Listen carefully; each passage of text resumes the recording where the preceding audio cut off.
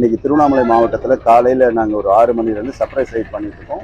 ஒரு 8 to 10 கடைகள் பார்த்துருக்கோம், இன்னும் பார்த்துக்கிட்டு இருக்கோம்.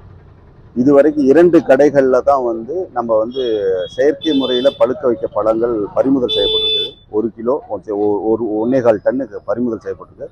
கிட்டத்தட்ட 1 லட்ச ரூபா மதிப்புள்ள பழங்கள். இந்த பழங்கள்லையும் பார்த்தீங்கன்னா நம்ம அரசாங்கம் அனுமதிக்கப்பட்ட பொருள் எத்திலீன் பொருளை பயன்படுத்தியிருக்காங்க, எத்திலீன் சேசையை. பட் ஆனால் பயன்படுத்தின முறை தவறாக போயிருக்கு. டைரெக்டாக இப்படி கான்டாக்டில் வச்சுருக்காங்க. இப்படி வைக்கக்கூடாது, ஒரு பாக்ஸில் வச்சு வைக்கணும். அதை நம்ம சொல்லியிருக்கோம். மற்ற கடைகளில் ப்ராப்பராக இருக்குது. இந்த தொடர் கண்காணிப்பு இங்கே இருந்துக்கிட்டே இருக்கும்.